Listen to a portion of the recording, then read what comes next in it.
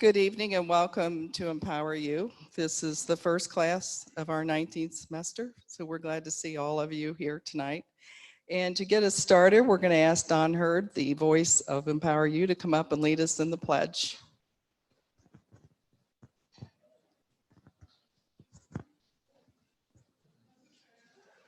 I pledge allegiance to the flag of the United States of America and to the republic for which it stands, one nation, under God, indivisible, with liberty and justice for all. Oh, say, can you see by the dawn's early light what so proudly we hailed at the twilight's last gleaming, whose broad stripes and bright stars through the perilous fight o'er the ramparts we watched were so gallantly streaming, and the rocket's red glare, the bombs bursting in air, gave proof through the night that our flag was still there. Oh, say, does that star-spangled banner yet wave o'er the land of the free and the home of the brave?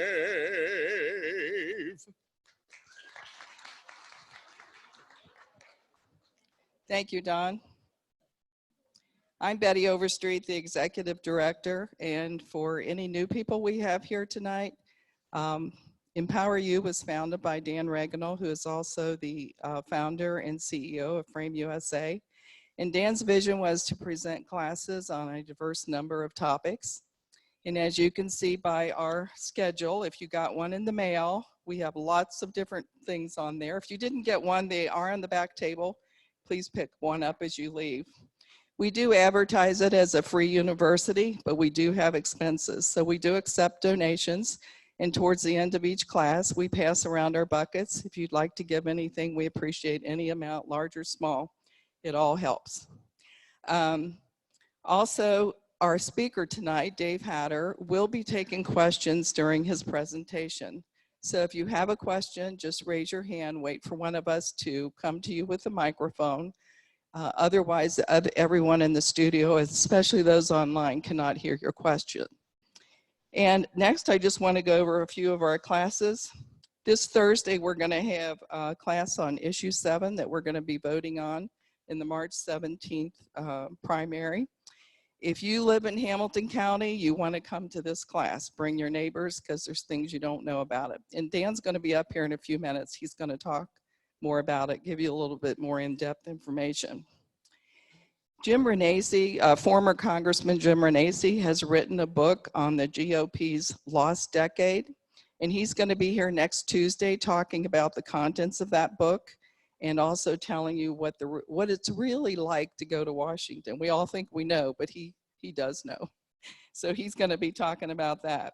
And then next Thursday, we're going to be over at the White Oak Garden Center, getting some gardening tips and learning how to attract birds, bees, and bats to our backyard. Now, I don't know about you, but I don't like bats flying around me, so I don't know if I want them in my backyard, but I am interested to find out why I do want them there. So if you want to know, you're going to have to come to that class. And if you get out your tickets, Dan's going to come up and we're going to draw for the door prize.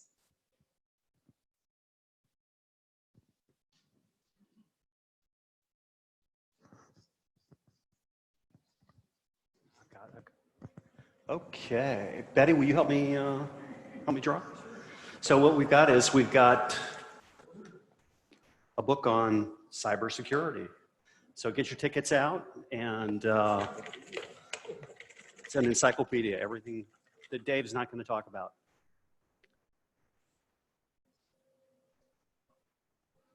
The lucky number is 689. 689. Who's the winner? 6, right back there. And your name, sir? I'm sorry, what? Dick. Let's give Dick a round of applause, everybody. Congratulations.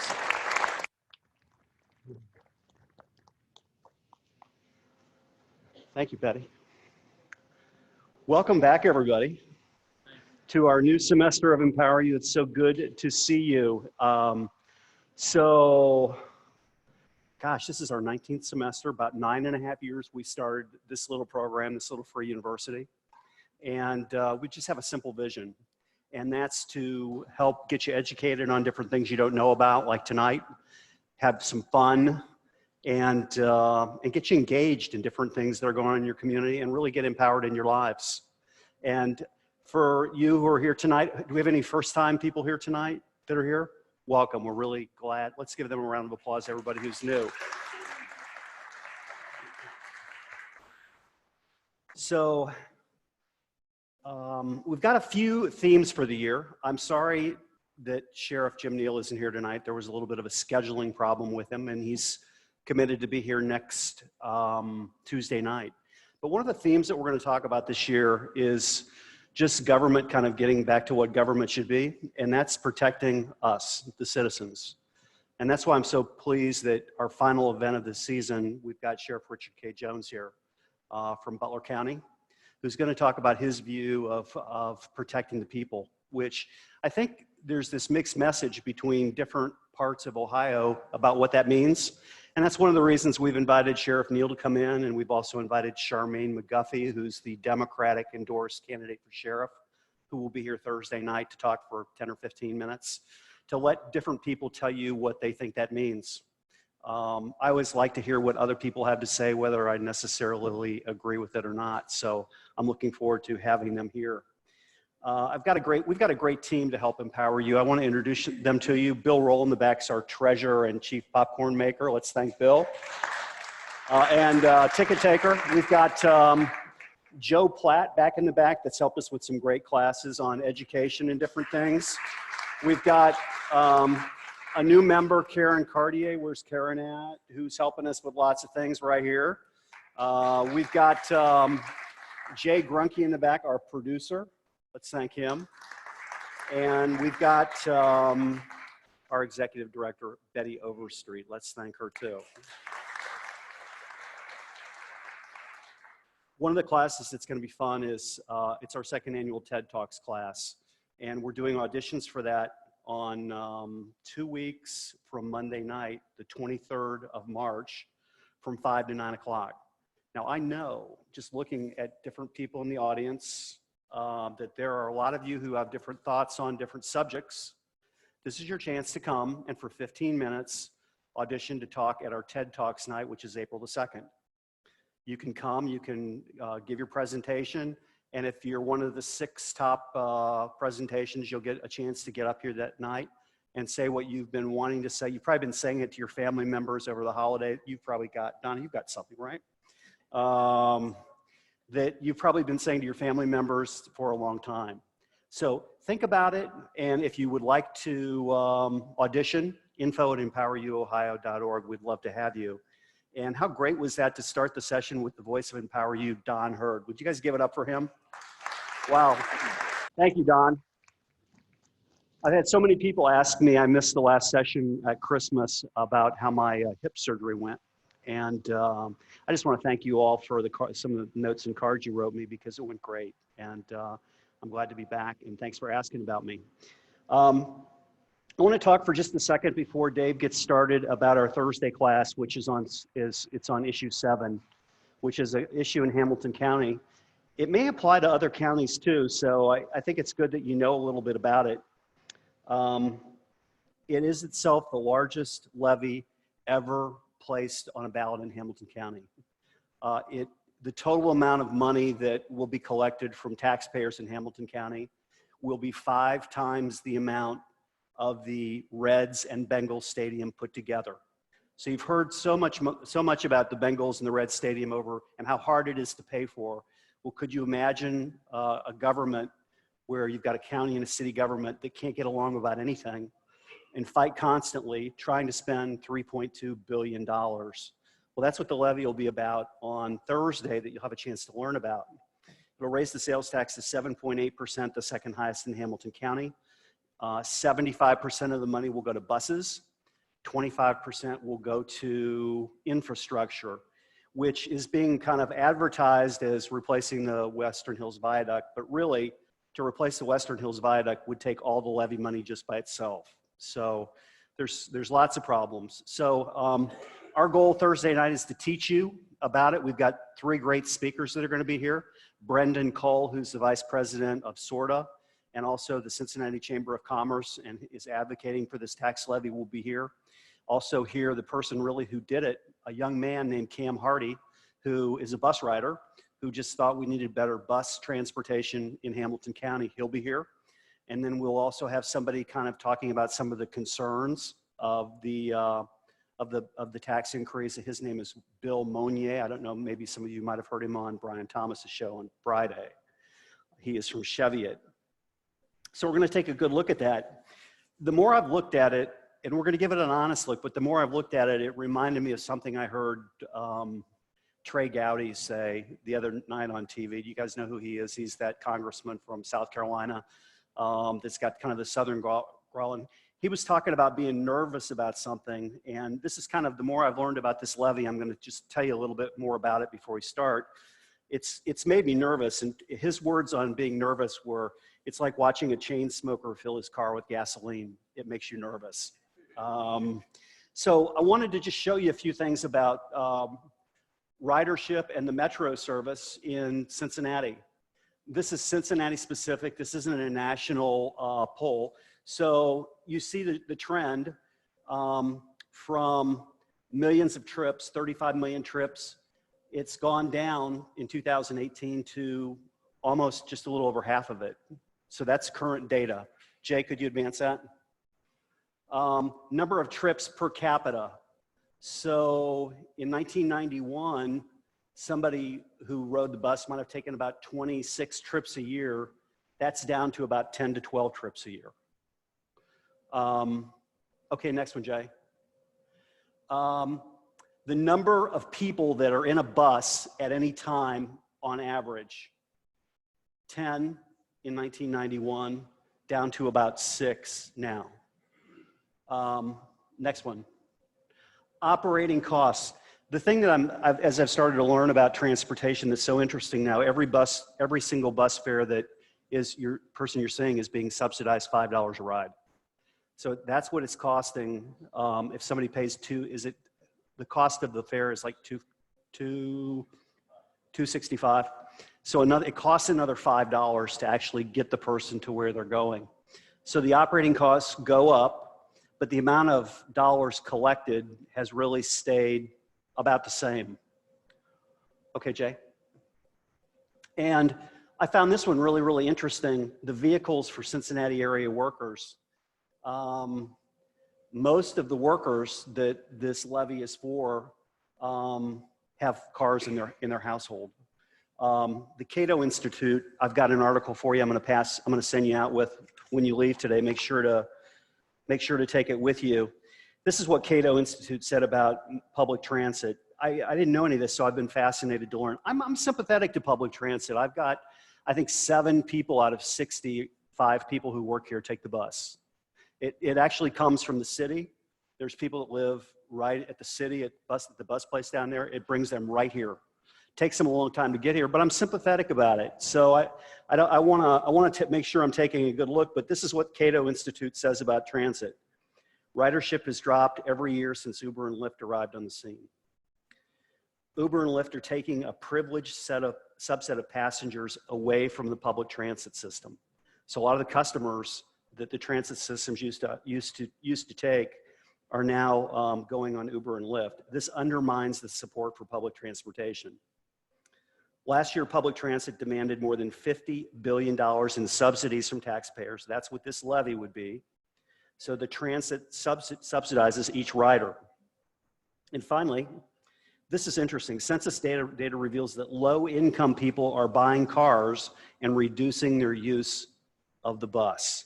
The biggest growth area for bus riders is people earning $75,000 a year and more, which is really interesting to me. There's some other interesting questions, and that is the $3.2 billion will be spent by a volunteer board. And I don't know of any volunteer board. If we wanted to hold them accountable, I don't know how we'd do that. It's been undetermined whether the county would run the board, the SORTA board, or the city would run the SORTA board.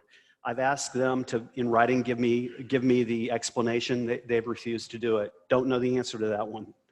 The question would be, if something like the Metropolitan Sewer District, Union Terminal, the banks, the stadiums, if there's a fight between the city and county, what would happen to SORTA?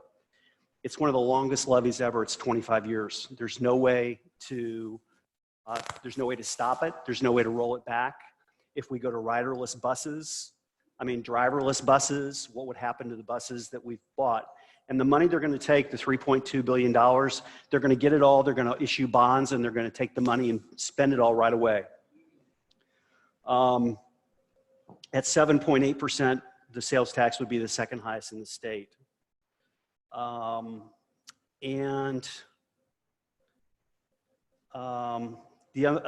only other thing I've got is we're told that 2% of Hamilton County residents ride the bus system. That's about 16,000 riders a year. So it's a very important topic. I hope you'll come Thursday night, because I think you'll be very interested to make your own decisions. If you can't come Thursday night, we will have yes and no signs available to you. You can jot us a note. We'll save you one. You can come by and pick it up if you have any interest. So we hope to see you Thursday night. All right, now on to our main topic for tonight. We're so glad to have Dave Hatter back, who's been a technological leader with nearly 30 years of software development, cybersecurity, and project management experience. He's earned numerous industry certifications and holds a BS in information systems from NKU. As you've heard on the radio, Dave is so good at bridging the gap between business and technology. He's written or contributed to 12 technological books, written 100 related articles, and Libertas Technologies, which is the software development company Dave founded in 2001, has been honored with many awards, including the Cincinnati Better Business Bureau's Torch Award. He's a regular on Fox 19, Local 12. You can hear a segment every week with Brian on the radio. It's just so good to have Dave Hatter with us. Thanks, Dave, for coming. Let's give Dave a round of applause.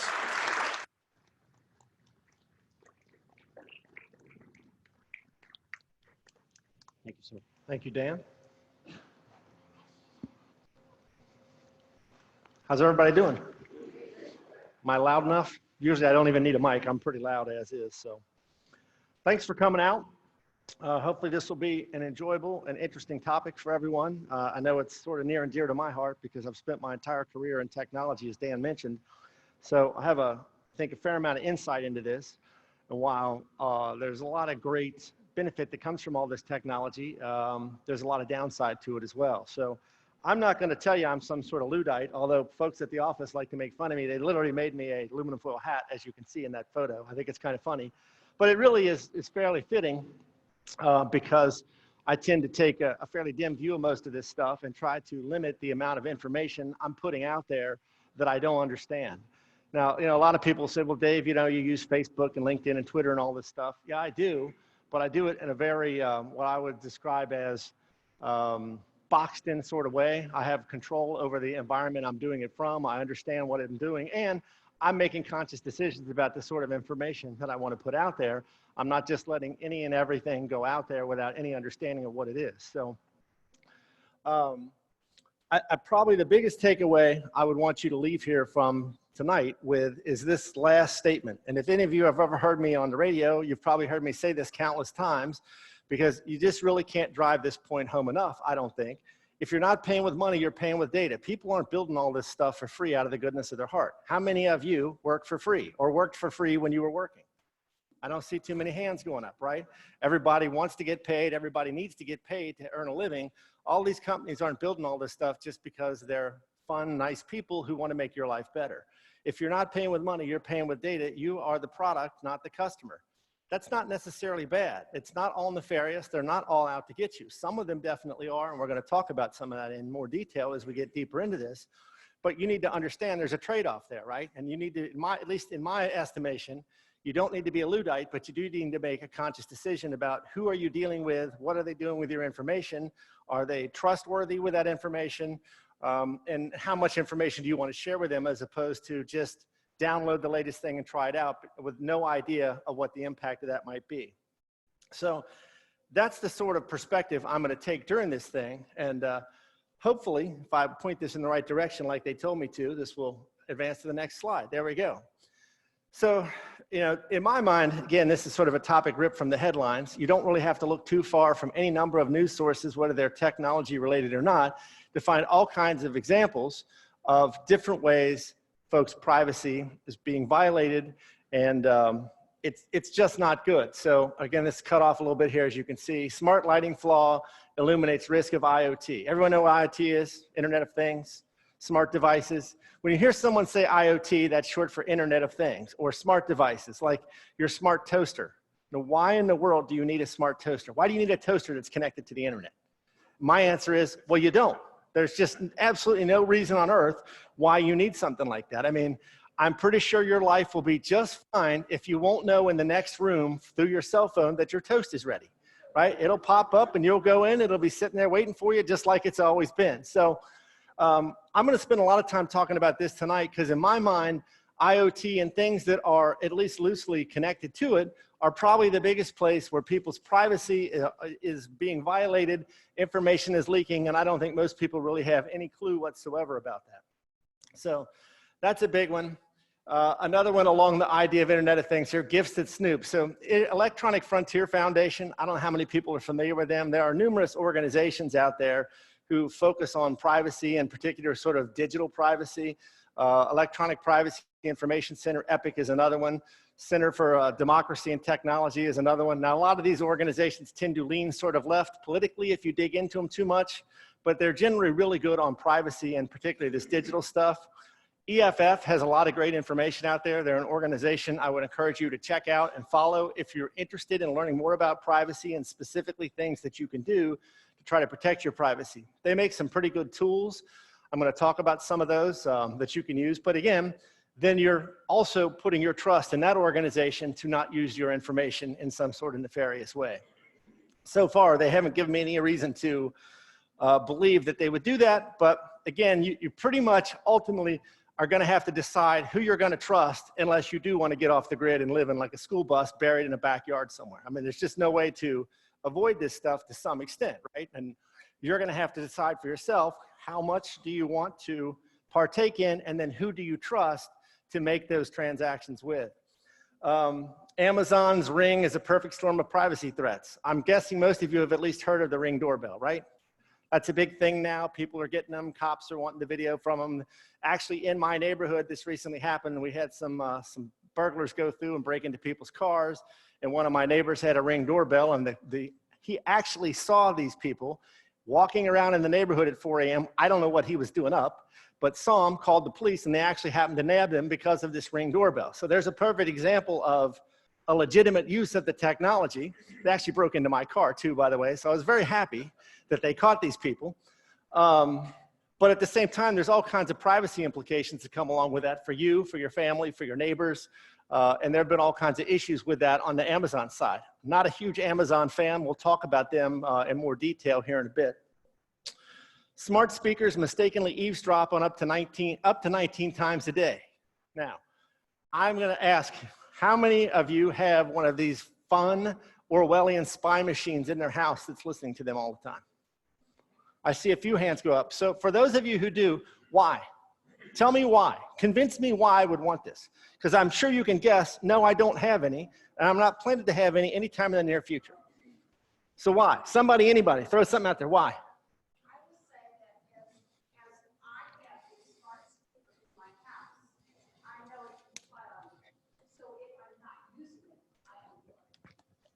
Well, that's good. That's a good step in the right direction. And that's kind of where I'm ultimately going to go. Again, I'm not going to tell you all you should be as paranoid as me, or that you should get Faraday cage underwear, you know, to cut yourself totally off the grid or anything like that. But there's a perfect example where you have made a choice, and then you've tried to limit the footprint of that choice, which I think is smart. You know, a lot of people go out and buy these things. They just plug them in. It does have a certain cool factor. I'm thinking most of you are at least my age or a little older, probably remember Star Trek. It was cool when they talked to the computer in the Enterprise, right? And you thought that day will never come. You know, I can remember as a kid watching that on TV thinking that's really cool and that'll never happen. Some of you might remember the Star Trek movie where Scotty's they come back in time and Scotty's trying to talk to the computer, right? And ends up picking up the mouse and he's talking to the mouse and that sort of thing. If you haven't seen it and you like Star Trek, it's actually pretty funny. But obviously that day has arrived, whether it's your phone or these smart speakers. Huge problems with these things, if you mind the fact that they are, so, okay, this is an interesting article, and there's been a lot of research done on this. I don't want to spend too awful much time on it here tonight, because I'm not going to pretend like I'm some great expert on this. And again, I don't have any of these things, zero, and I'm not planning to have any anytime soon.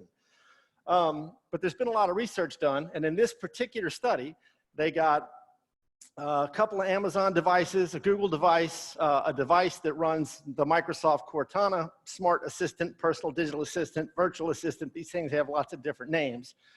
Because when you talk about these smart speakers, it's typically two different pieces of technology. It's the hardware itself, right? And then it's somebody's, Amazon, Google, Apple, Microsoft's smart assistant software that's running in that thing to listen to you. And you know, they basically set these things up, ran TV shows for 125 hours at a time and saw how many times the thing's activated. And as you can see, this study found that 19 times a day, they, quote, mistakenly activate.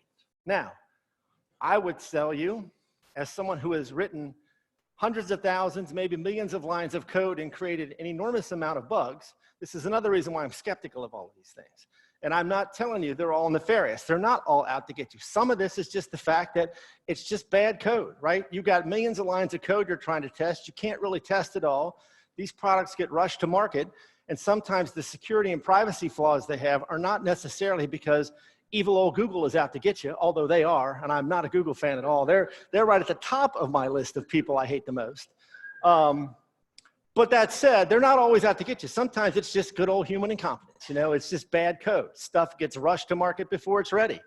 Again, if you have one of these things, I would encourage you to do what this lady said, unplug the thing when you're not using it, and be very careful when you are using it, because the point they tried to make there was, if you go back and you look at the logs of these things, and there's a really interesting story, I think it was Washington Post, where a reporter went back and looked through 4 years of his Google history from his Google Home device, and yeah, couldn't really understand why in many cases the thing seemed to activate. And it's because it, quote, mishears you, right? It hears something on TV, it hears something you said. It's similar to, hey Siri, or okay Google, or whatever the watch phrase or the hot word is. Now think about this for a second. Again, if you just assume it's not all nefarious, you've got to strike a balance with many of these products between usability and accuracy. If you make it extremely accurate and extremely precise, then chances are it's going to be really frustrating to use, because you're going to have to address it numerous times to get it to respond to you, right?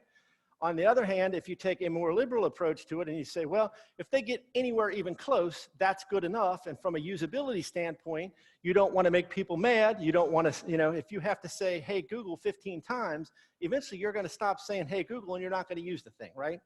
So they're trying to strike a balance between how do we make this thing relatively accurate and not record stuff that it shouldn't be recording, versus how do we make the thing usable? And that's where a lot of these problems come in. So even though, yes, I hate Google, and I'll probably say that numerous times tonight, it's not all necessarily nefarious. Some of this stuff is just good old, like I say, human error, and stuff that isn't quite fully baked when it rolls out. Smart TV spine. How many people have a smart TV? Probably a bunch of people, because now it's hard to get one that's not a smart TV, right? How many of you have your smart TV actually connected to the internet? Because, you know, even though it's a, quote, smart TV, Internet of Things device, you don't have to connect it to the internet. It'll still work like a regular TV, right? It's got a HDMI input, and it's got a regular VGA input, and all that sort of stuff like a regular TV. You don't really have to hook the thing up to the internet, right? And that's where the problems come in with these devices. Similar to these smart speakers, virtual assistant things, most of these smart TVs now have the ability for you to talk to it, right? Tell it what channel you want. Again, part of me says, well, that's pretty convenient. How many people here lose their remote fairly regularly? You know, all the time, you know?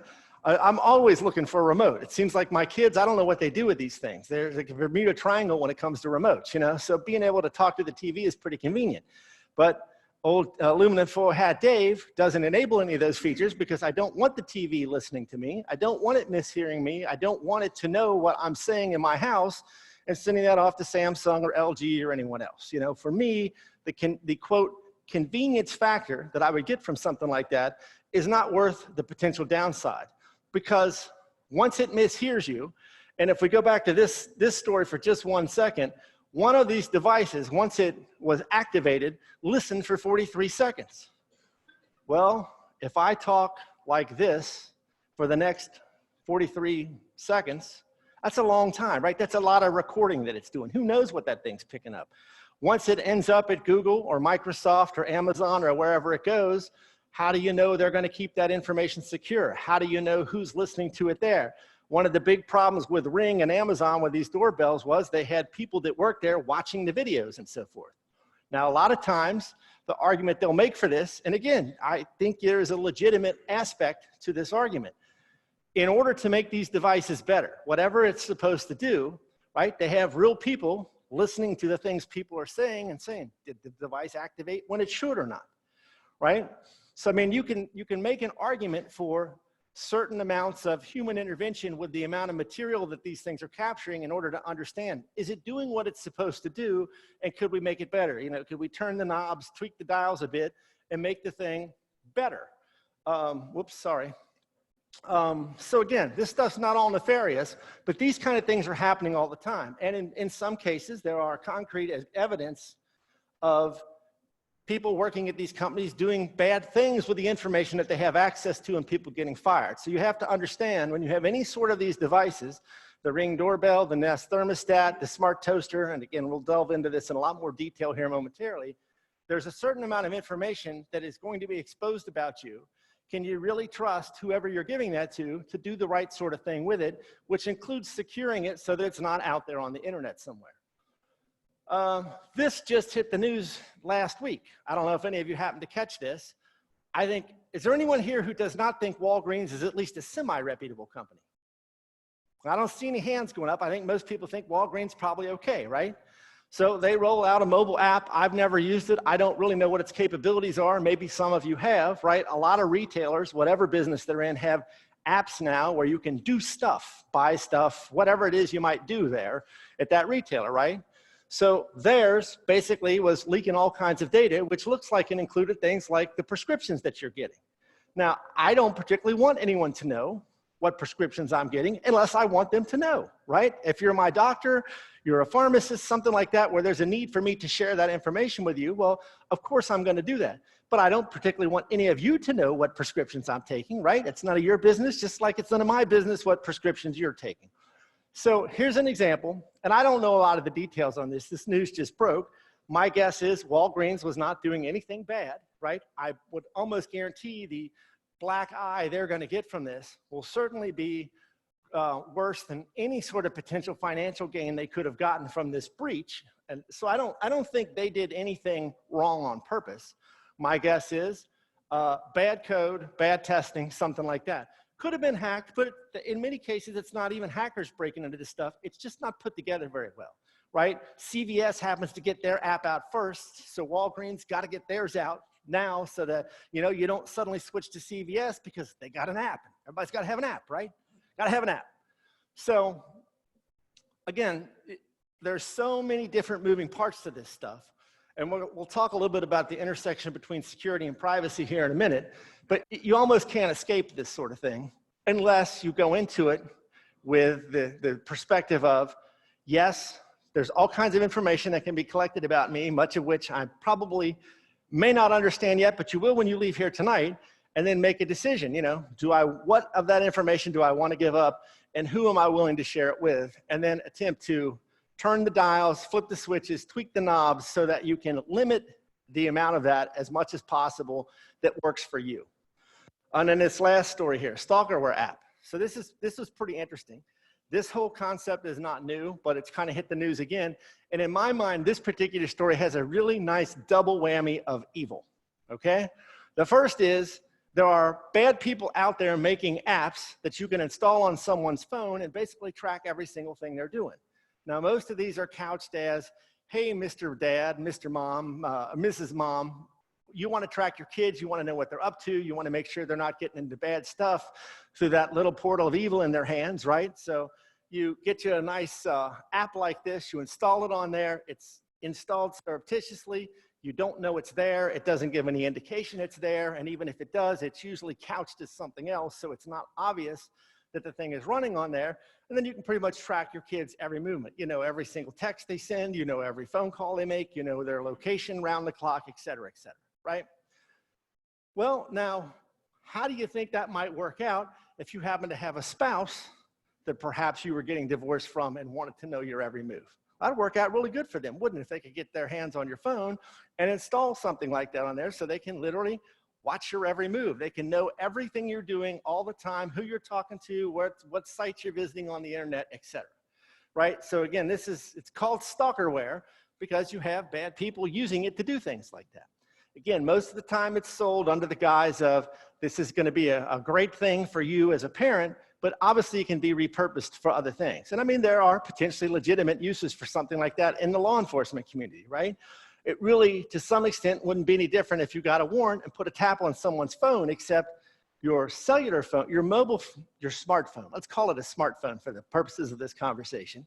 Your smartphone has access to a lot more information than the old regular phone, right? Including literally everywhere you are all day long. So something like this is really nasty. Now here's the second blast of evil from these guys. The company behind this is an organization called CleaveGuard.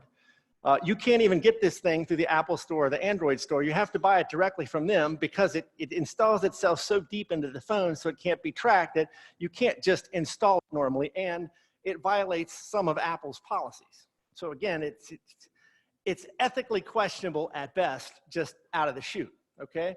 But the reason why this came up in headlines here recently is this piece here. Leaked phone data from thousands of victims. So people are buying this, they're installing it on someone's phone, and then the company behind it who's collecting all this data, basically it was just rolling up into an open database on the internet that anyone that stumbled into it had access to. So they're capturing all this incredibly intimate information about the people who have this device installed on their phone, and probably 99.9% of them have no idea that this is happening.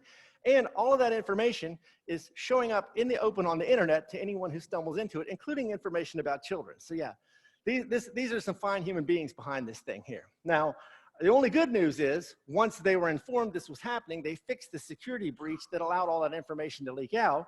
But who knows who has that now, right? So again, that's a prime example of kind of what I was saying earlier. Do you trust the people you're giving the information to? They may not necessarily be doing anything wrong with it. They might be providing a great service to you. Whatever it is you're getting in return for your data might be really spectacular for you. But are they doing the right things with that data so that it doesn't end up, God knows where, out on the internet and in the hands of nefarious people who will do something bad with it? I don't know. So one of the suggestions you'll see that I will make here is to be very careful about the sort of things. If I would push this in the right direction, this would work a lot better. Be very careful about who you're doing business with when it comes to anything digital, because there are a lot of companies that are certainly towing a very fine line in terms of ethics, and many who have crossed well over into the realm of complete evil. So hopefully today, educate you a little bit, motivate you to at least consider these things and not just go out and blindly buy that smart light bulb and plug it in without any thought to how you're going to get breached as a result, have your data stolen, and then hopefully give you some actionable advice so when you do leave here tonight, even if you can't go and tweak the knobs exactly the right way, because we're not going to get too deep into some of this stuff, you'll know where to go to get that information. So then you can decide for yourself exactly how much of this stuff do you want to put out there, and try to limit your footprint, which again is ultimately my advice. Not get off the grid entirely, not, cover yourself completely in some sort of electromagnetic shield, but just understand the potential risks and make smart decisions like unplugging your thing when you're not using it, turning off the location services on your phone when, you're not using them, so that you're not potentially being tracked by every app that's installed on your phone. But we'll get into that in a minute. So privacy versus security. Normally I'm more of a cybersecurity guy. I'm talking about security. How do you secure this stuff? But obviously privacy and security go together to a certain extent, right? Your information obviously will not stay private for long, like our friends at the stalkerware company proved, if you have poor security. But they don't necessarily mean the same thing. Just because something is private does not mean it's secure, right? You and I can have a private conversation, but you shared information with me that I then share without your permission. And I have a funny story I'm going to tell you all about that. If you've heard me speak before, you may have heard this story, so I apologize. But it really shows the unintended consequences of not fully understanding how information can be used in ways you would not conceive of. But I'll get back to that in a second. Just because something's private doesn't mean it's secure, and just because something's secure doesn't mean it's private. So here's an example of that. My first job out of college, I'm a lifelong area resident. Went to NKU, as Dan mentioned, and when I graduated, I got a job at Millicron. Worked there actually as a co-op, and then part-time, and then as a full-time employee for a while. I'm sure most of you at least remember the glory days of Millicron down in Oakley, right? Maybe some of you worked there. Great company, great experience for me. Learned a valuable lesson, and it's amazing I did not get fired, which you'll see how this works. So I'd been there 4.5 years, something like that. And Millicron had plants all around the country and to some extent all around the world. Most of them were interconnected with a WAN of some sort, but we didn't have any kind of internet connectivity at that time. So I could send email to you if you were in like the Greenwood, South Carolina plant, but I couldn't send email to you if you worked at GE or something, okay? So about 95-ish, we got internet email. And I thought this was just a really cool thing, right? Now all of a sudden I can email my buddies at some other company or whatever else. This is all still fairly new and fairly fresh at the time. So one day, I read a magazine. It's called PC Week at the time. It's now called eWeek. Maybe some of you have read it. And a guy wrote a story about this particular software product that I was just totally gaga over and was convinced would be the ultimate savior of Millicron, right? I mean, I really, if you would have run into me in the men's bathroom at the urinals, I would have started talking about this if you made eye contact with me. I mean, I was just totally consumed with this thing, all right? So I read this article, and this guy basically kind of infers that one of the reasons why it's not catching on like I thought it should was it was too expensive and it was difficult to explain to management. So I said, man, that is exactly the problem I'm having here. So I decide it will be a good idea to write this guy an email. Send him an email, hit the send button, don't think another thing about it. A couple weeks later, I go down to the mail slot, get my magazine out, right? Flipping through the magazine, I get to letters to the editor. Yeah, I'm one of those dorky people that reads the letters to the editor. And suddenly I'm having this weird deja vu. It's like, how do I know what this letter to the editor is saying? Well, because it's my email. This guy took the email that I sent to him, not 2 letters to the editor, not could you please get me fired and blacklisted from any job anywhere in Cincinnati for the rest of my career. He just took my email and I guess decided he liked it and ran it as a letter to the editor. And then conveniently at the bottom printed Dave Hatter, Systems Analyst, Cincinnati Millicron. So there I am, right there in black and white, basically saying, particularly if you don't have the context of the original article, the senior management at Millicron is too stupid and too cheap to use this product. I mean, it's pretty much what it said. There's almost no other way you could read it, especially if you didn't have the original article. Yeah, it's funny now. I wasn't laughing at the time, as I'm sure you could imagine. For a good, I don't know, 8 or 9 seconds, I think I stopped breathing altogether once I saw my name at the bottom. And then I thought, okay, what can I do about this? And after scratching off the idea of killing this guy, because I didn't even know where he was back then, like, okay, well, there's nothing I can do about the magazines that might have gone to Greenwood, South Carolina. There's probably nothing I can do about the ones that went to the Electronic Systems Division in Lebanon or Plastics Machinery in Batavia or Mount Orb or any of those places. But by God, there's something I can do about the ones in Oakley. Anyone want to guess what happened? Got up, stood to wear a suit every day, got up, put my coat on, spent the entire day going around anywhere one of these magazines might have shown up and stole every damn one of them, jammed them under my coat, had about 9 by the end of the day, threw them all in the dumpster. So back then, again, unintended consequences never occurred to me that that information that I actually purposely shared with him could be used in a way like that.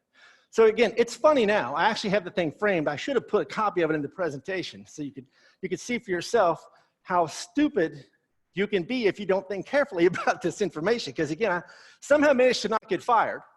I'm pretty sure if that happened today, because back then, again, this magazine did not exist as a website. It was only in print. So only people who happened to see that in print were ever going to be able to, you know, like, who is this Dave Hatter pinhead and why does he still work here? Right? So I dodged a huge bullet there. Obviously today that would not happen. If that was a letter to the editor today, you can bet it would be on their website somewhere, and the HR office would probably be giving me a call and I'd be on the street pretty fast, to be my guess. So, but that's a relatively funny real world story. And also within, in kind of the pre-digital era, even though it has a digital component, the footprint of that information was very small, right? There was no website, there was nowhere to see it unless you read it in print, and unless you happen to be the sort of dorky person who would read a letter to the editor in a computer magazine, which is probably a very limited set of super dorks like me, you know, the footprint was pretty small. So to the extent I was able to go out, find as many of those as possible and throw them away, it saved me probably. But yeah, funny story. So few privacy myths I hopefully will dispel for you before we're done here tonight. It's impossible to maintain your privacy. Well, I would say it is impossible to remain completely anonymous and totally private. Yes, I think that is probably impossible unless you move out to like Alaska in the woods somewhere and get totally off the grid. And even then, you know, who knows what kind of satellites or drones are watching you from out there. But it is possible, and it's plausible if you're smart about this. Unplugging your smart speaker when you're not using it. It's very plausible to maintain a lot of privacy and to at least avoid doing anything entirely stupid like having your email published as a letter to the editor, if you understand the potential consequences and the tools and techniques that you can use to reduce that surface area of information that's getting out there about you with or without your knowledge and consent. The whole my data or the data I have access to isn't very valuable. Hopefully I'm going to show you some slides here where you'll see, yes, your data is very valuable. It's valuable to people who want to market stuff to you, and it's valuable to bad guys who want to steal your identity and do all kinds of other nasty things. Your data is very valuable. There's no one in this room that isn't potentially a target. It's just a question of when, unless you take these kind of things seriously and think about what information do you want to put out there and what are you willing to do to secure your information, because there are many things you can do to lock down your privacy, improve your security. Again, I'm going to focus more on privacy than security here. Many of them are free, but you have to have the knowledge and the skill to implement them. And we'll talk about some of those here. You don't have to spend a lot, but you do have to have some knowledge, and you have to take this kind of thing seriously and decide, again, how much do I really want to put out there and who am I going to share that information with? You don't have to be a technical wizard to protect yourself. Now, a certain amount of technical skill is certainly helpful. It's also helpful to have a dorky friend like me who can explain these things to you and show you how to do it, or can send you to the right sorts of websites where there's all kinds of tutorials and so forth, where you can get the information you need to do this. But you don't have to be super technical to protect yourself from a lot of this privacy-oriented stuff. Sorry while I adjust this thing here. Attacks are sophisticated and or technically complex. Some of them are, many of them are not. A lot of times it's just merely people not really understanding the fact that when you buy your smart speaker or your smart TV or your smart whatever, fill in the blank, and you plug it in without any thought about who has access to it, what kind of information is it collecting, where is that information going, you're setting yourself up for these kind of problems. So again, with a little knowledge and little skill, you can, if not completely turn off that capability and still use the device, you can certainly mitigate the amount of information that's being shared and the potential for bad guys to leverage that device to break into the rest of your systems. And again, I'm not going to focus too much on the security piece, but I will talk about that a little bit. And then it kind of dovetails into this point. Most of the stuff that you buy is not secure out of the box. It's not going to maintain your privacy out of the box. This goes back to my earlier point about having to try to balance between being extremely precise in these things when they listen versus taking a more liberal approach to make it more usable. If you buy something and you're a regular person, right? You don't know too much about this and probably don't want to know too much about it. You just want to do whatever it is you do, right? I get and respect that. Not everybody wants to be like me. I totally understand that. The people that make these things realize that if they make it too difficult for you, there's too many hoops to jump through, and it could be more secure, but you'd have to do all this stuff. They're not going to do that because you're going to get frustrated and throw the thing in the garbage, right? How many of you are going to get something out of the box, read 20 pages of instructions, spend 3 or 4 hours tweaking stuff before you use it? I'm guessing not too many, right? If we're being honest here. For the most part, people want plug and play. I buy something, I plug it in, and it just works, right? And I get that too, but you got to understand that with that comes potential gigantic security holes and potentially large volumes of information leaking out about you to God knows where. So that's part of the trade-off you're going to have to decide for yourself. There isn't one right answer to this stuff. You're going to have to decide for yourself, what is the line for you? So kind of getting back to the whole idea of information. As I said before, your data is very valuable. You might not think it is. Probably like you or like me, you think, yeah, I'm a pretty mundane person, not really doing anything too exciting. There's not a lot of stuff worth stealing from me, right? But things like your social security number, your Medicaid number, your prescriptions, that sort of thing could be very valuable to someone, even if it's not folks trying to steal your information for some evil purpose. Your information is powerful and useful to companies that want to market stuff to you and sell your information to people who want to market stuff to you, right? How many of you here have ever paid to do some sort of advertising? Newspaper, TV, radio, anything, anybody? It's expensive, right? If you've done it, it's fairly expensive. So, and also with traditional print media or even TV and radio to a certain extent, I have no idea who sees my ad or how effective it is, right? Unless you come into my store and say, I saw your ad on TV and I'm here to buy this thing from you because of this ad, you don't really know. Isn't it much better if you're an advertiser to be able to get extremely granular information about every one of us in this room and know, well, Dave really likes black-eyed peas. So I'm not going to advertise green beans when Dave's online. I'm going to give him black-eyed peas because I know that because he talked about it on Facebook or he bought it from Kroger or whatever else. I know that's kind of a weird example, but it's the best thing I can come up with off the top of my head. And thanks to all of these things out there, we are generating enormous amounts of information. When you start to couple all of the information, so if you're watching videos about cars on YouTube, and you're watching shows about cars on Netflix, and you're searching for cars on Google, and you're talking about cars on Facebook, pick a Corvette. My guess is you probably are interested in Corvettes, and you might be buying Corvette stuff, right? I probably could guess that pretty easily from all that information. So as a marketer, of course, I would much rather buy that information and target ads to you about Corvettes than everyone else in the room who probably could care less about Corvettes. I mean, this information is very valuable, and this slide, and I'll prove it here in just a second, but this slide shows you, again, thanks to all of these little idiot boxes in everyone's hand, whether it's a smartphone, tablet, PC, smart TV, or whatever else, you know, we've never had more connectivity, we've never had more access to technology, and as a result are creating lots and lots of additional information, data, whatever you want to call it, than ever before.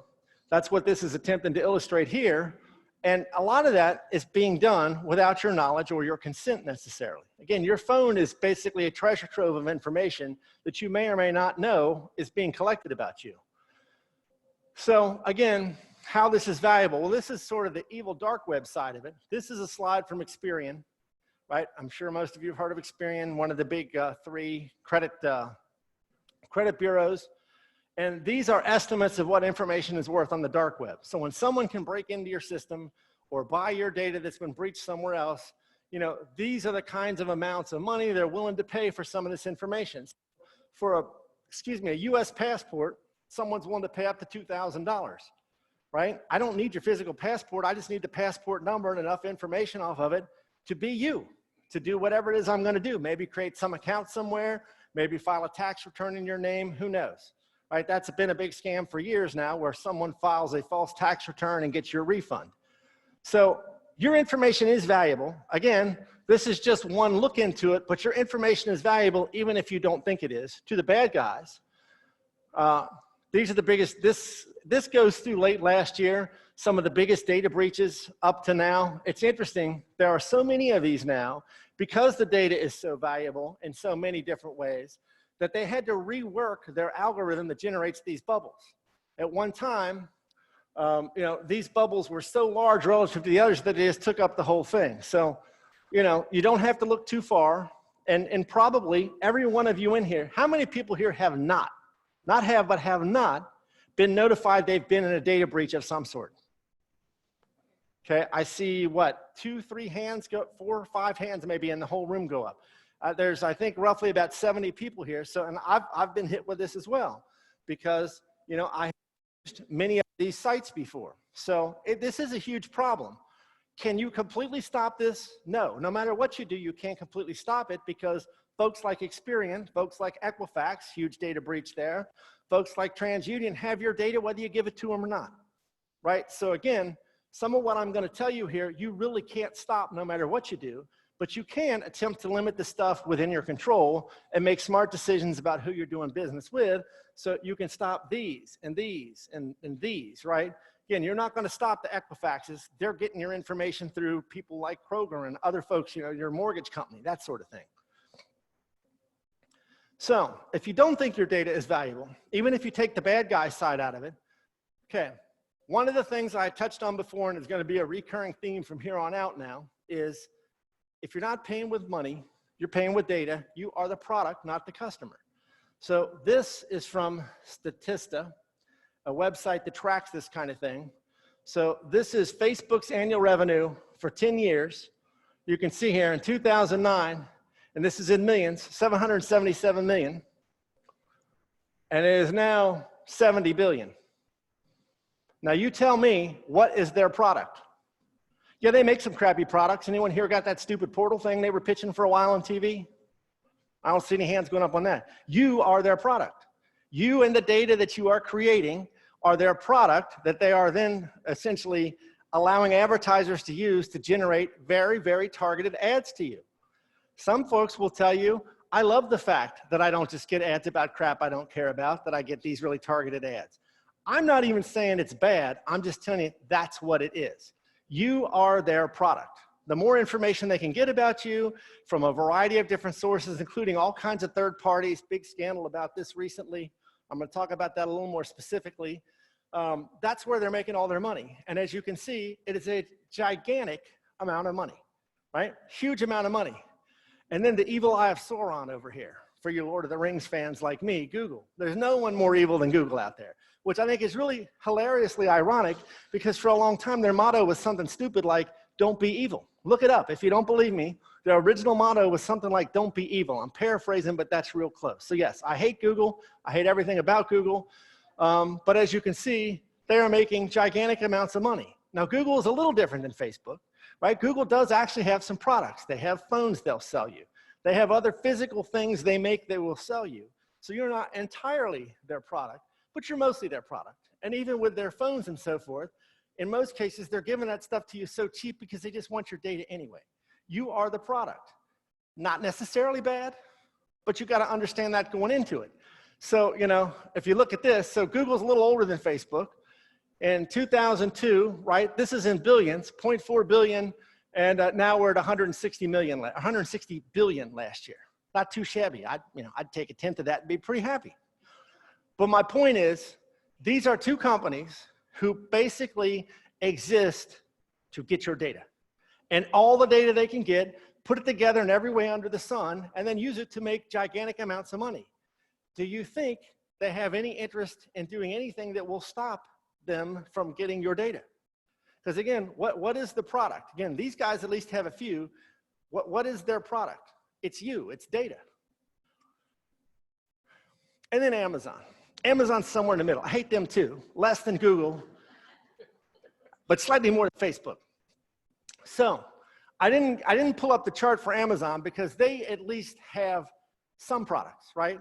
They make a variety of different devices. And one of the things I wanted to talk about for the next few slides, and one of the reasons why these issues are so pervasive and they have so much data about you, is you probably don't realize all the other companies Google, Amazon, and Facebook own, and thus are just, they're like a giant Hoover in the sky, sucking up information about you.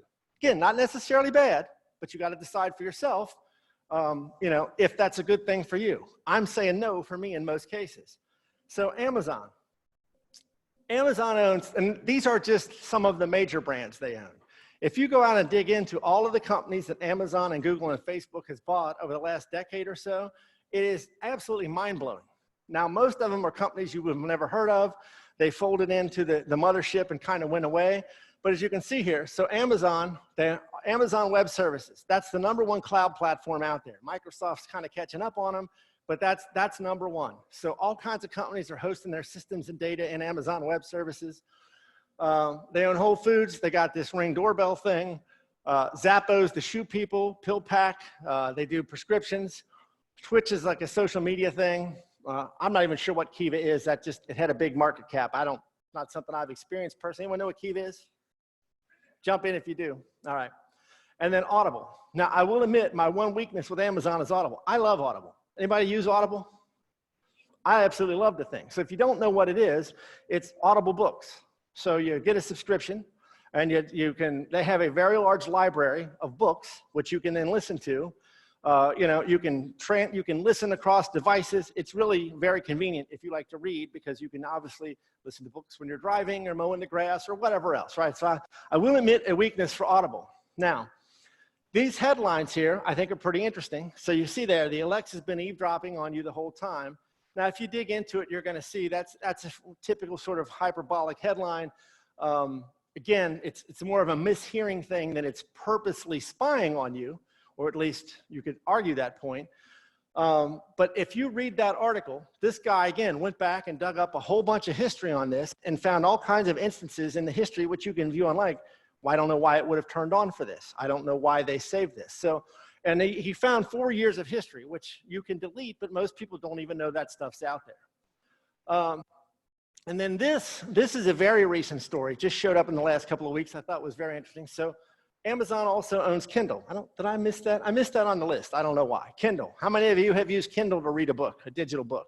Yeah, I've used Kindle. I'm more of an Audible guy personally.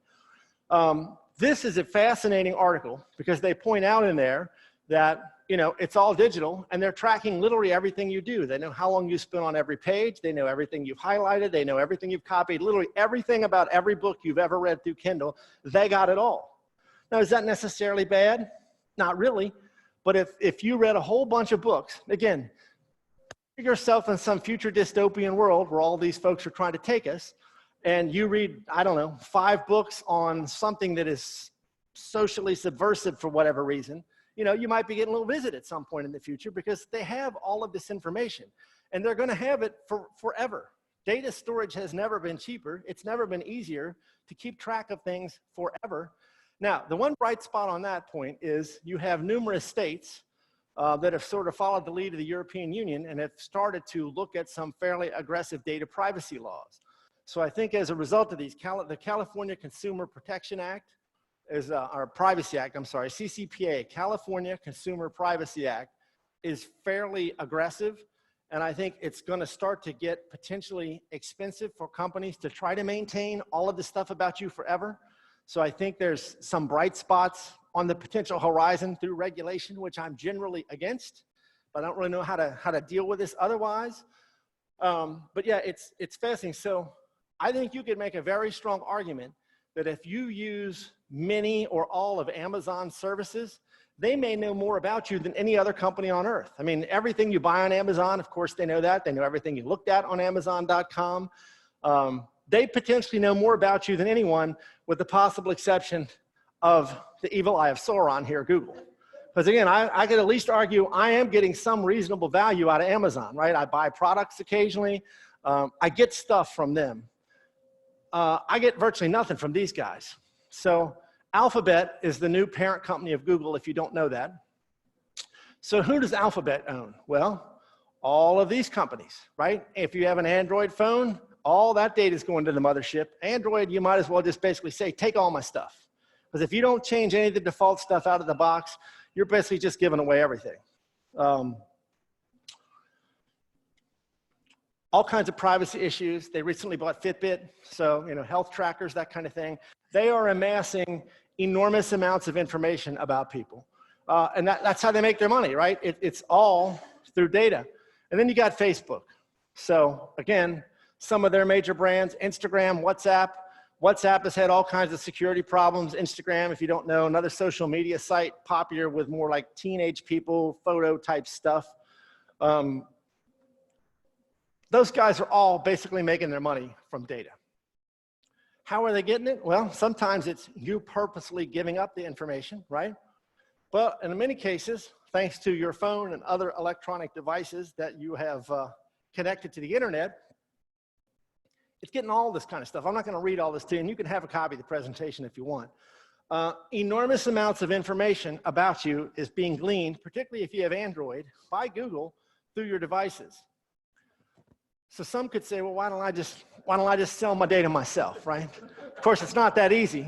You know, cut out the middleman, get rid of Google, and just do it yourself. So Internet of Things, I've already touched on this. In my mind, the biggest problem, and I would lump your cell phone, your smartphone into the Internet of Things. Yeah, it's a computer, but most people don't really think of it that way, right? It's capturing all kinds of information about you, as are all these other great Internet of Things, like all your new cars out there, right? Almost every new car. Very interesting story recently about a guy who decided to test how much information a Chevy Volt, he just picked a Volt at random, was capturing. So went out, got some hackers to work with him to determine how much information was going back to GM. Well, it's a ton. Went out and bought the head unit out of a 2017 Chevy Volt and was able to get information out of it that included the contacts of the person who previously owned the car because they plugged their phone into it. And when you plug your phone in, it sucks all that information off your phone. So, you know, your car manufacturer, whoever that is sucking all that stuff down off your phone, not to mention all the sensors in your car, right? It knows how fast you're going. It knows how often you're braking. It knows all that sort of stuff. So the Internet of Things, the whole concept really goes back to the early 80s. The first device connected to the internet, there was a quote smart device, was a Coke machine at a university. You could tell, did it need Cokes? And what was the temperature of the Cokes? The term was coined in '99 by a guy named Kevin Ashton. So when you hear people say IoT, or sometimes they'll say IIoT, Industrial Internet of Things, where they're typically talking more about sensors in factories and that sort of thing, that's what they're talking about. Smart devices, right? Again, could be anything. Your doorbell, your refrigerator, your washing machine. Why do you need a smart washing machine? Why? Other than the fact that it's collecting information about how often you wash your clothes and how much laundry detergent you put in, which I'm sure P&G would love to know. Yeah, I mean, there are people that want that information, but how does that help you to know when you're sitting upstairs that your load of laundry's done? I don't need to know that bad, you know. And every one of these things you plug in, again, I'm going to stay away from the security piece. Every one of these things you plug in is basically just a giant Hoover sucking information out about you and opening you up to attacks, because many of these things come from the factory, wide open, full of all kinds of security bugs, and are used by the bad guys to break into your network. So when you talk to computer dork types like me, sometimes you'll hear the term attack surface, right? The amount of space out there that you can attack. Every one of these things you plug in is one more device that could be exploited, not only to leak information about you or give up information about you you may not understand, but also as a way for the bad guys into your network. Right now, the estimate is there are 30 billion Internet of Things devices out there. Now, again, that's a liberal interpretation. Phones, toasters, refrigerators, you name it, everything, right? And they expect by 2025, 75 billion. And I think that's probably not unreasonable, because how many of you here have bought something, and several of you raised your hands on the smart speakers, several of you on the smart TVs, have bought something that was, quote, smart, right? Probably, I would say many people in the room, several hands going up. So, you know, it's not uncommon. And there are legitimate purposes for some of these things. Again, I'm not saying don't buy any or just completely cut yourself off, but understand the risks and make smart decisions. I thought this was kind of funny. You know, guys at the appliance store, and the salesman's trying to sell him a firewall for his internet toaster, you know? But it's funny, but it's really not funny. Because, you know, that internet toaster was probably rushed to market and full of all kinds of security holes. Eventually, the people that make that smart toaster are going to put out a software patch for it to help you protect your privacy, to help you protect your security. Will you know that? Will you know how to install it? Probably not. Most people wouldn't. That's one of the huge problems about this whole IoT thing. So this one's even funnier. Now, I know that's probably hard to read, especially if you're in the back. Again, I'll give you the slide deck. It's basically a whole bunch of appliances, none of which need to be smart. Like, what in the world would you need a smart broom for? But the broom is saying, send me $25 or I'll tell everyone in your social network that you were stupid enough to buy an internet-connected broom. Yeah, I thought that was pretty funny. And there's some other good ones. I'll be burning the toast if you don't get me some dough. Next time you leave, it'll cost you $100 to get back in the house unless you give me $75 now. I mean, that's actually a pretty good deal, right? Save yourself $25 and just pay up front. I'm turning off the heat until you warm up my bank account. I mean, this is funny, but it's sad and somewhat prophetic at the same time. You know, you don't have to be the next victim of any of these things if you're smart about this, which is hopefully, when you leave here tonight, what you will be. Hey, Dave. Yes. Can we put your PowerPoint online for everybody? Yeah, absolutely. Anybody who wants the slides for tonight, just go to empoweruohio.org tomorrow and it'll be up for you. Yeah, sure. Absolutely. So Mikko Hyppinen, I'm probably not pronouncing his name right, is the chief technology officer of a Finnish antivirus company, security company. He's very well known in the cybersecurity world, probably one of the most prominent people out there. He's written a lot of books. He talks about this sort of stuff all the time. And he was at a conference recently and he made a really interesting point, which I totally agree with, by the way. It's not going to come as a shocker to you, as I'm sure you have listening to me all this time. He basically said, at one time, everyone thought asbestos was this great thing, right? Everyone in the room is old enough to know what asbestos is, right? At one time, it was like the greatest thing, but then we realized not such a great thing, right? Didn't turn out so good in the long run. And that's the point he's making about all these IoT things. He basically said they are the asbestos of information technology. People are buying all of these things. They think they're great. They don't really understand the consequences. And, you know, basically, it's ultimately going to come crashing down like asbestos. I think he's absolutely right, by the way, which is why I don't have any of these things. And then I coined my own little term for this. So feel free to use this a lot so it gets famous someday. I've always wanted to be known for some sort of really cool term. I don't know if this is the one, but I'm trying. And that's the Dave methodology for this. D2, discard it, or disconnect the thing and throw it away, discard it, right? Disconnect and discard when it comes to all this IoT crap. So we're gonna get into the little bit more technical piece of this. I put together a glossary of some terms. When you hear people talk about privacy, you'll often hear cookies, web beacons, browser fingerprinting. These are things people are using to track you. A cookie is nothing more than a little text file that gets saved on your computer when you visit a website. Again, they actually have a very legitimate purpose, but they have been abused to track you. Web beacons are basically, in most cases, they're invisible 1 pixel by 1 pixel images that blend into the background of a web page, also used to track you to get around the fact that you might block cookies. Not necessarily nefarious, but used to track you, right? Browser fingerprinting is even more interesting. So as people have realized, well, I can block cookies and I can potentially block this whole web beacon thing to some extent. They said, okay, and this gets somewhat technical. When you visit a website in a web browser, okay, there's all kinds of information about your device and your web browser that is sent to that web server. What version of operating system you have, all kinds of stuff that you probably have no idea is happening.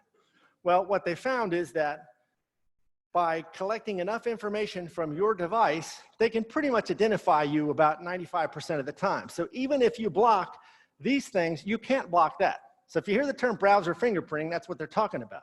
Now, there are some browsers, which I'm going to talk about here in a minute, that allow you to sort of limit that, but that is by far the most difficult thing to stop. Encryption is your friend, particularly from a security perspective.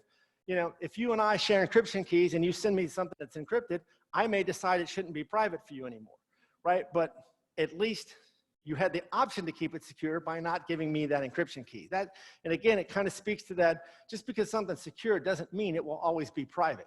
You may exchange information with someone who, for whatever reason, possibly maliciously or possibly just out of incompetence, shares information you would rather not have had shared. Virtual private network. This is basically, for the average person, this is software that creates an encrypted tunnel over the internet. So when you exchange information with a web server or someone else, your information is encrypted. It's not perfect. It will not completely protect your privacy and anonymity, but it will go a long way towards it if you set it up right. So these are things you can do at little or no cost to you if you just understand them. But even this has a downside. There are a lot of companies out there who basically will give you a, quote, free VPN, and they're basically just sucking up all your information, right? So in theory, they're protecting you, but they're getting your information. So again, you got to do your homework and understand who you're dealing with.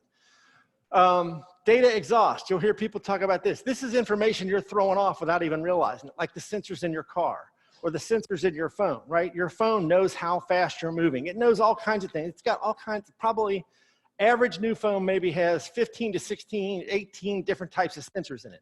Accelerometers, all kinds of things that are tracking a variety of things you're doing.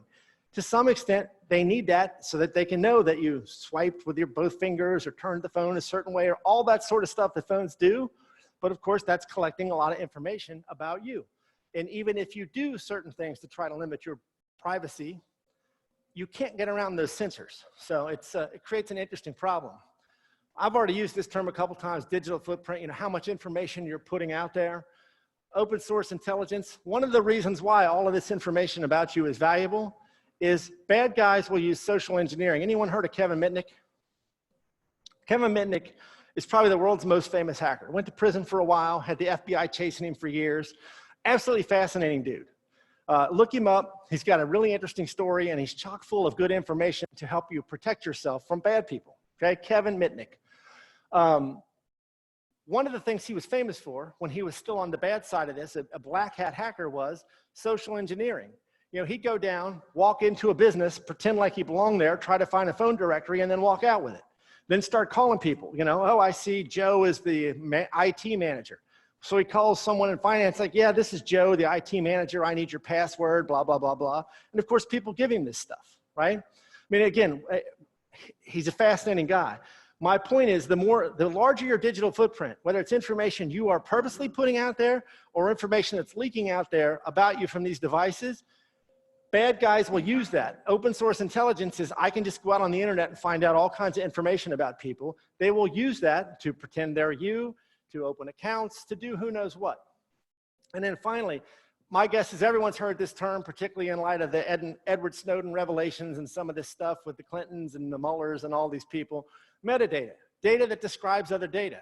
And the government will frequently say, oh, well, you know, we're not listening to your phone calls. We don't know what's in the phone calls. We just got the metadata, like who you called and how long you talked to them and all that sort of stuff. If you think that that's okay, then do yourself a favor, do a little research, and see how with things like artificial intelligence and machine learning, the metadata in many cases is more valuable to understand who you are, what you're doing, where you're going, than the actual content of the calls themselves. Again, don't take my word for it. Do your own research. You'll see I'm right. So what information is collected about you from all these devices? Well, it's a ton. This is just barely scratching the surface. Location data, right? Most of these things will try to collect your location. They can do it from pinging off the cell phone towers. They can do it from the sensors in the device. There's all kinds of different ways they're potentially collecting your location data. And you really can't stop this entirely. What you can, if you want your cell phone to work, it has to be able to talk to the cell phone towers. That's how the system works, right? So your cell phone carrier is going to know where you are. Who here has not seen a crime show where the cops caught someone because the idiots didn't realize that the guy they were whacking was like right in between 3 cell phone towers and made it real easy, right? Everybody's seen this, or at least apparently not everyone has, because people keep getting caught with this technology. But my point is you can't completely disable that, but you can do things like turn off the location tracking of all the other apps on your phone so that people like Facebook and Google and all these other organizations that will try to get that information out of your phone can't get it. You can't really block the cell phone carrier if you want your phone to work, but you can block others. Email metadata and content, phone call, text messages, pretty much anything in the device is potentially fair game to these organizations that want your data, depending on how you have the device configured. And that's where you have to decide, A, what companies are reputable and who am I going to deal with in terms of using their devices and their software? And then within that larger scope, how can I turn the dials, tweak the knobs, flip the switches to try to limit that footprint as much as possible? Because A, you'll hit a point where you'll have to be very technical to go beyond some basic stuff. And or B, it will start to break the stuff you're trying to use, right? Stuff will not work right if you restrict it too much. So that's where you have to kind of decide for yourself, what is a good crossover point? Hey, Dave, can we take a few questions? Sure, Just fire before we run out of time. Anybody who's got a question for Dave? Shoot. Hold on, if you could wait for the microphone, please. Right up here. My name's Johnny. I have this program called Dragon Naturally Speaking. Mm-hmm. Is there any way to like use Alexis and you could have like a front end to where you could tell Dragon to turn on Alexa to have her want a bunch of music and have her shut down, but yet the music. Probably, but I don't know offhand. I'm not that familiar with the Dragon. I know it's basically speech recognition But software. it's strictly on the computer. It's not. How it would interface with something like almost all of these people that make, Google, Amazon have all kinds of APIs, application programming interfaces, where you can write programs to talk to these things. So yeah, it would probably be possible to write a program that could interface between Dragon and Google or whatever else, but I am not aware of any such thing out there now. That would be a good project for you to take up, perhaps. Oh, yeah, You could be the next internet billionaire, with that I'll idea. have my son do it. There you go. Thank Who you. else has a question?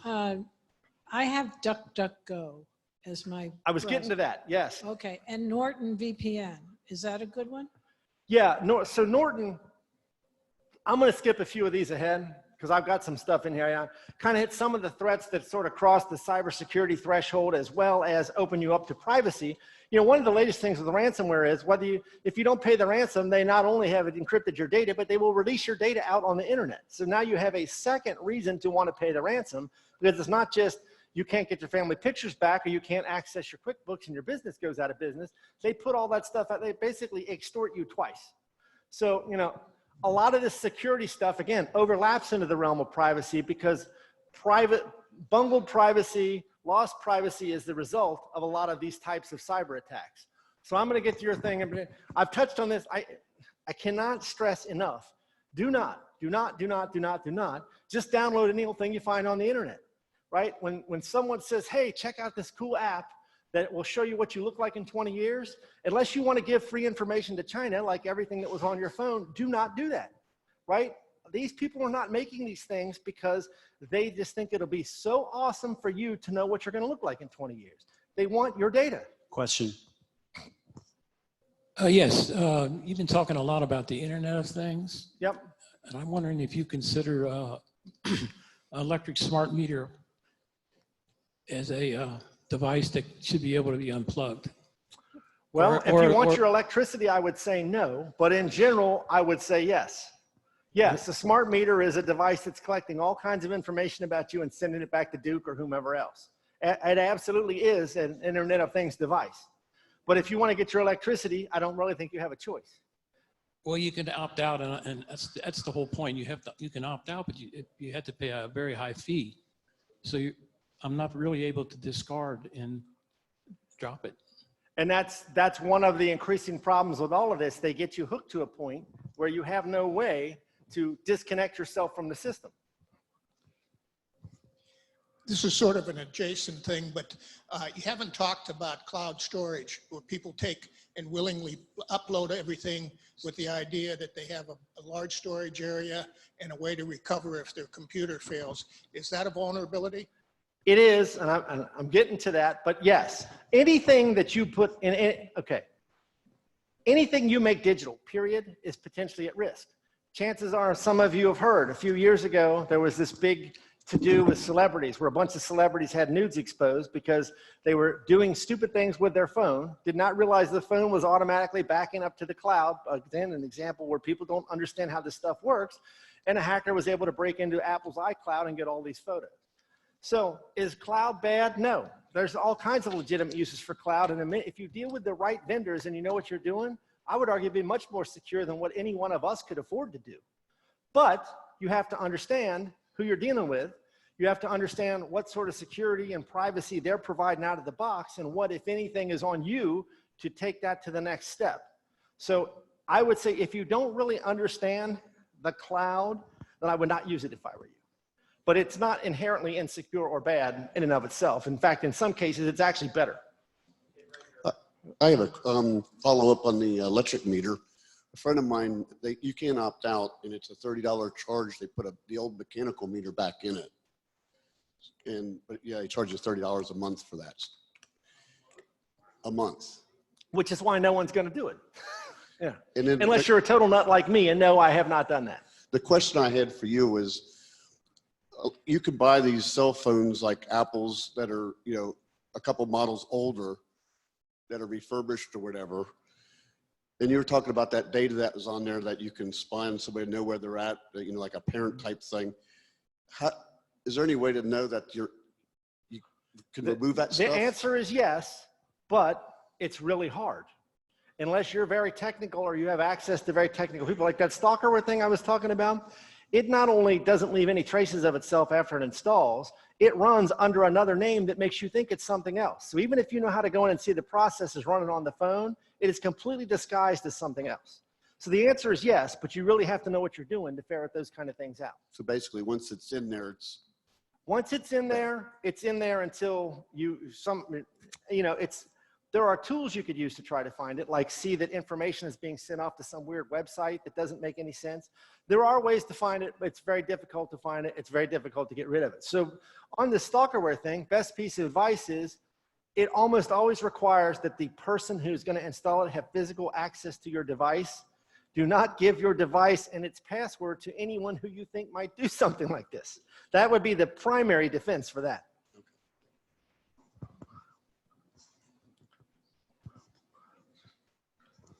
Yes. Could you discuss web browser history? Get into that. Yes, I will. Because I'm going to kind of get into the things you should be doing, and I will talk about that specifically. You got another question? I'll stick around for a while if you have questions, folks. I'm getting to that. I'm getting to that. I will, yes. Are you concerned about all the data they're planning to collect when they get Smart Cincy running and how that's going to be used? I'm always concerned about all data because is there anything necessarily bad about the data they're collecting? No. What will they do with it? I don't know. Who will have access to it? I don't know. Do you trust the government to keep your data secure and not misuse it? I don't, because I'll just stop there before I say something I'm sorry that I said.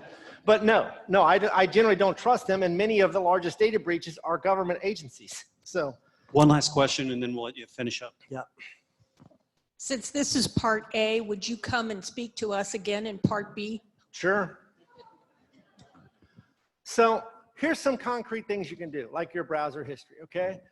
The first thing you should do, again, you don't have to get out the grid, but ask, whatever it is, do I really need this? Do I really need this smart speaker? Do I need this smart refrigerator?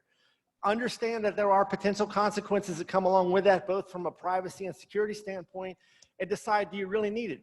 You know, it's getting harder and harder to get a TV that's not a smart TV. But just because it's a smart TV, you don't have to connect it to the internet. It will still work as a TV. Your so-called smart refrigerator or washer or whatever does not have to be connected to the internet. Just don't plug the thing in. That kind of gets to my whole disconnect and discard theory, right? You don't even have to throw it away. Just don't connect the thing in the first place. Carefully vet vendors and products. Do not just download the first thing you come across, even if it supposedly has good reviews on the Google Play Store or the Apple Play Store. It may be thinly veiled malware.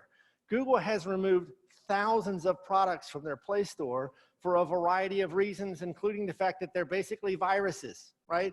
Do not just download the first thing you come across. There are, and I've got a list in here, reputable organizations, people like Consumer Reports, people like CNET, ZDNet, where they have editors and experts who are testing these things and will recommend products, right? VPN, they'll give you recommendations. You can trust those a lot more than what 20 people said on the free thing you stumbled into on Google, right? Big story just recently hit, I know I'm running out of time, on Google. They found 10 free VPN vendors, supposedly people protecting your privacy, who at best were full of all kinds of security and privacy flaws. At worst, were basically designed to get you to use them because they were free so they could steal your data themselves. You cannot just download the first thing you find. You are setting yourself up for disaster. Do you want to Hey, Dave, we got a ton of people online tonight. Wave to them, tell everybody hi. And everybody appreciates you being here. We got a question in the back. Could we take that real quick? Sure. Absolutely. Just a quick question. First of all, they want to thank you for the presentation. And the question is an interesting one. How concerned should we be with the push for 5G? Well, I'm no expert on 5G, so let me just start out with that. It has the potential to open up a whole new, all kinds of new possibilities that aren't really possible now because we don't have enough speed. Autonomous vehicles. Now, I'll be the first to tell you too, I will not be riding in any sort of fully autonomous vehicle anytime soon. I have personally been responsible for thousands of bugs that have caused all kinds of horrific things in software, none of which ever killed anyone, I'm happy to say. I will not be riding in any sort of cars that are fully autonomous anytime soon, but that kind of super high speed wireless connectivity is one of the things that will potentially allow that to eventually occur, which I'm not really in favor of for any number of other reasons. You know, there's all kinds of health concerns. I personally have not seen anything from any credible organization on the health concern. So I'm not too worried about it. Might turn out to be the next asbestos, just like Miko said on the IoT thing. I'm more concerned about the data and privacy impacts, because you're going to see ever more creative ways through all this high-speed connectivity to get your data, right? And you're going to see more and more devices that are connected and doing things you couldn't have even dreamed of probably 20 years ago. So I personally am more concerned about the privacy implications of it than the health concerns. I'm not saying they're not real. I just personally haven't seen anything that was that compelling to me from any sort of really credible source. I do think it's an issue, but I also think it's pretty inescapable. So Dave, we've got one other speaker in our semester this semester that hates Google as much as you. Dr. Epstein. Dr. Robert Epstein, who is going to talk about something that's fascinating on March 31st. And what he's going to talk about is, can search engine results be used to skew an election? And that would be the election this November. I urge you all to be here. I don't know if since we ran out of time tonight, if you might ever be willing to come in that night when Dr. Epstein will be here. I'm going to try to come because I find him extremely fascinating. Well, I was going to say maybe if you could come in, he's only going to be with us for an hour. Maybe you could come in an hour early, take questions for anybody who wants questions on anything and anything you didn't get a chance to finish up. And then maybe you'd be good to ask the doctor. He's a fascinating guy. He is, and I wouldn't want to steal his thunder. He's a lot smarter than me. He's a very, very interesting dude. But we'll see what we can do to do that. So a couple last things, okay? People are notorious for using the same username and password everywhere. You've got to stop doing that. You have got to have a strong, unique password for every site. There are tools like LastPass, password manager applications that will vastly simplify this for you. LastPass is what I would recommend. There are other good ones, RoboForm, Dashlane, and that ties into multi-factor authentication. You should turn, multi-factor authentication is also sometimes called two-factor authentication, two-step verification. It is the thing where, like, your bank probably has already made you do it, where you can't just log in with a username and password, you get a code texted to you or something, okay? Google and Microsoft have both come out and said, merely by enabling multi-factor authentication, it will stop 99% of all automated attacks. If someone is specifically targeting you, it's probably not going to stop them, but many of these attacks are just basically drive-by type attacks. They're just spraying stuff out there to see what sticks. It will stop that. Anywhere and everywhere you can. That's the second takeaway. You're not the consumer, you're the product. And turn on multi-factor authentication. Where do you turn that on at? It unfortunately varies widely, Dan. It depends on each particular platform and what they call it. But Google, Microsoft, everybody supports this. I've got a link at the end of this where you can get information about two-factor authentication. I got a bunch of links at the end where you can get information about just about all of this stuff. You've got to install the patches for stuff, right? That smart toaster is eventually going to get patched. The vendor is going to put out new software that fixes security problems and that sort of thing. You've got to install those patches. That's hard because it's different for every device. Use some kind of antivirus software, use a firewall, disable anything you don't need. Your idea there, I mean, that's kind of what you're doing with the smart speaker. I turn it on, just like on my phone. I occasionally use the location services because I need a map. I need it to get me somewhere, right? I turn it on, I use it while I need it, and then I turn the thing back off. I don't just leave it running all the time. So turn things off when you don't need them. Again, a lot of these things are they bring a lot of value, but they also have consequences. Disable them when you don't need them. Use encryption everywhere you can. BitLocker is free in most newer versions of Windows. You can turn it on and encrypt your whole disk. Use a VPN. If you are using first off, I never use public Wi-Fi. Never, ever, ever. Even though I trust Dan, I needed to do something when I got here tonight, got my phone out, used the hotspot on my phone. I do not use any public Wi-Fi or anyone else's Wi-Fi ever unless I personally was involved in setting it up. Just won't do it. But if you do that, you have got to have a VPN, a virtual private network. It's the only way to have even the remotest chance of defending your device and your privacy and the information on that device. Okay, this is probably one of my more controversial statements of the night, but I probably think you could see it coming. I hate Google. Ditch everything from Google. Everything. Get rid of everything from Google, right? I was never a Google fan, but about 2 years ago, I finally decided I had to go to Apple. Apple owns their entire environment, right? The entire ecosystem. They make the hardware, they make the software, they make everything. They're more secure out of the box, and they are a much more privacy-friendly company. Will they sell all the data that they're collecting about you? Maybe, but they're not doing it now, right? You can trust them at this point more than anyone else out there. That could change tomorrow. So next month, I might say something totally different. But as of today, if you care about security and privacy for your mobile device, you will be much better off with Apple. And I ate a lot of crow over this, because for many years, I was the guy who's like, oh, Apple fanboys with their, Steve Jobs sweaters and all that, hated that kind of thing. But I am now firmly in the Apple camp on the mobile front. Last few things. So talking about browsers. Okay. 3 good privacy-oriented browsers. If you're a complete nut and you really want security, you want Tor. Tor will break a lot of websites. It's much harder to use. It's designed specifically for privacy. It's by far the best thing out there if privacy is your #1 goal. But I predict it will not be that helpful for most of you. Now, where Tor can be very helpful, let's say, for example, you want to research medical information that you don't particularly want Google or Facebook or anyone else to know about. So I use Tor, but I use it in a very limited burst. If I have something I don't really want any of the all-seeing eyes out there to know about, I will use Tor and DuckDuckGo, right? At that point, it would be very difficult for someone else to know what I was searching for. But I don't use Tor all the time. Brave is a newer browser. I'm a Firefox guy. Firefox has an enormous amount of privacy, capability, components, features built into it. And there are a large variety of switches you can flip that will make Firefox extremely, extremely secure and private. Again, if you flip enough switches, it will start breaking things. Sites that you used to use won't work right anymore. You can set Firefox up so that it never remembers your browser history. You can set Firefox up so that it never remembers, basically, it erases the cookies, it deletes everything. Each session is sort of its own session, and when you close it down, it gets rid of everything. How many Firefox users out there? I'm a huge Firefox fan, and they just added another great feature. So right now, what most people don't realize, when you type in something like mozilla.org there, the internet doesn't really know what that means. It has to do something called a DNS lookup. It has to go connect to a server and figure out what the numeric value that goes with that name is, the IP address, right? So even if you're using a VPN, your hits against the DNS server typically are being captured by someone out there, because it has to connect to the DNS server to look up the number, send it back to your computer, and then connect to that number.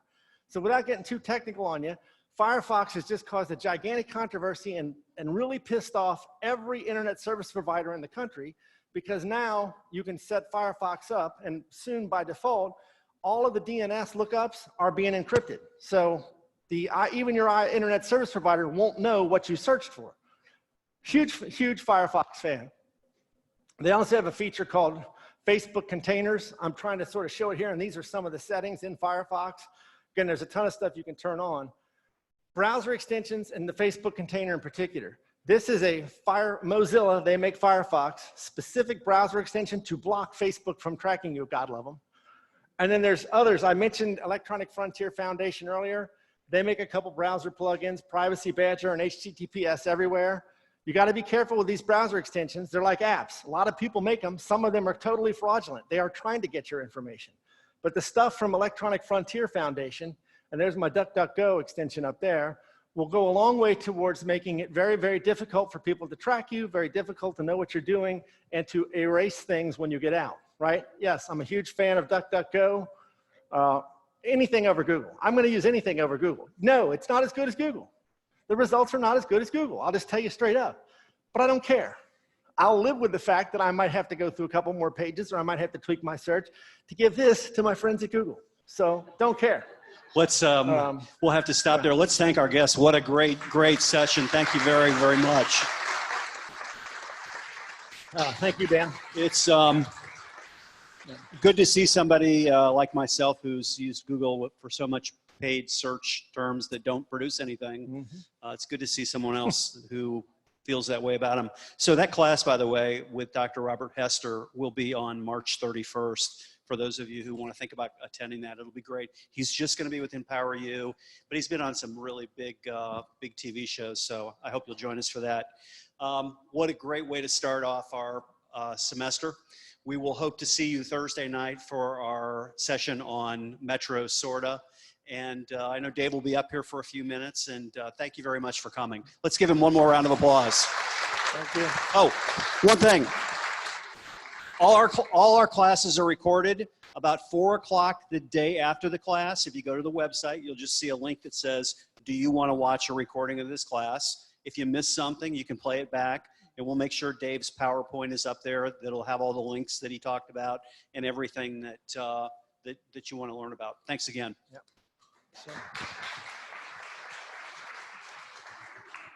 So there's a lot of additional information in here if you get the power.